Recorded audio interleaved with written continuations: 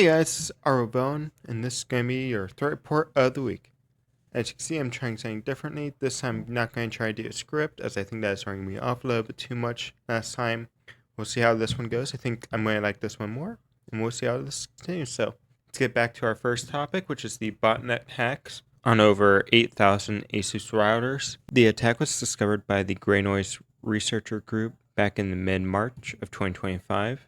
In which they discovered it was consistent with those seen as long-term operations, including activities associated with persistent threat actors. Due to how the attack operated, you cannot remove this threat by updating its firmware due to it being injected through an old command flaw tracked as CV 2023-39780, which adds their own SSH public key and enable the SSH daemon to listen onto non-standard TCP port 53282. As of right now, the attack has involved no forms of malware, and as of right now, there's also been no sort of signs of distributed denial of service or using any devices to proxy malicious traffic through the ASUS routers. However, though, in the past, malicious scripts was downloaded and executed to redirect network traffic from compromised system to third-party devices controlled by the attacker. Currently, it seems quiet and network backdoored routers create groundwork for a future botnet that has been created due to this breach. If you believe your router has been affected by this, what you should do is check the SSH access on it for TCP 53282, review the authorized key files, block the 4 listed IP addresses, and lastly, if you believe it is compromised after looking at all this stuff, perform a full factory reset, reconfigure it all manually once again, that way to help protect your device from being used in a botnet attack.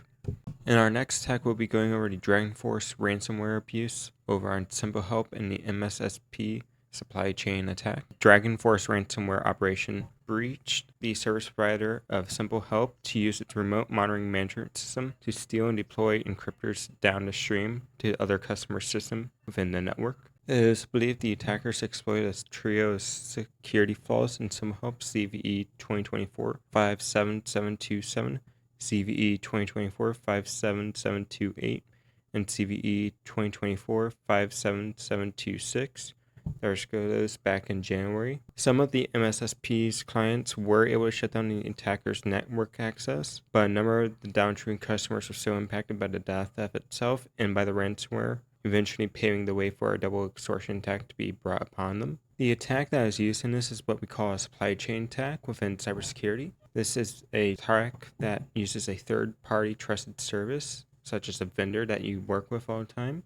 It is important to use this type of attack because you're more likely willing to trust them. So they send you an important email, you might be more than willing to click it because you know it's coming that you work with, compared to, let's say, I were to send you an email or try and fish you an email instead. The next attack that we'll be covering is the WordPress attack, in which the WooCommerce wishlist plugin has been found to be vulnerable to arbitrary file upload attack, and with it another software called Master Study LMS Pro, which has been patched out, that is also affected by the arbitrary file upload as vulnerability as well. Both plugins were vulnerable to an already upload vulnerability, in which the attacker could upload malicious files to the service without authentication. With WooCommerce, the security issue lied within the function named Tinville upload file WC fields factory, in which the W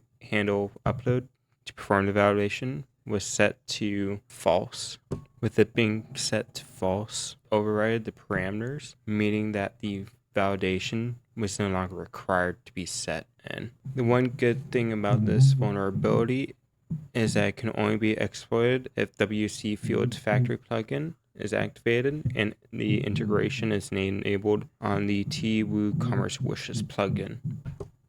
But the downside of this vulnerability is right now there's been no updates on if there's ever going to be a patch, as right now there's no patch for this vulnerability that has been produced by WooCommerce. The other plugin that suffered from this vulnerability but did get patched out is the LMS Pro WordPress plugin, which had the same vulnerability within it. Due to, for this one, it's missing the file type validation when the STM LMS add assignment attachment within the patch of 4.7.1, but as we can see in 4.7.1, this issue is fully patched out, so that you should not be able to suffer from that same consequences. And lastly, we have the hackers are using TikTok videos to distribute VIDAR and StealC malware via click fix techniques.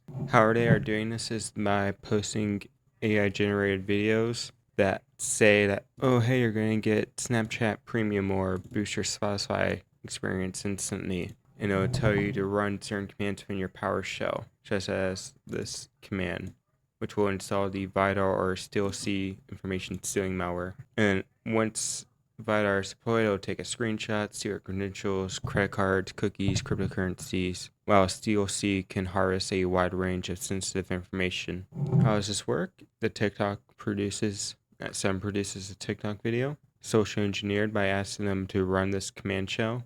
Command shell then gets activated, and then it secures communications with the VIDAR and StealC. So let this be a warning that if you see something maybe on TikTok pouting, type something into your PowerShell or to do something weird, don't do it. It's probably someone that generated an AI video, or maybe someone that's actually using a real voice trying to tempt you into downloading or installing some sort of spyware.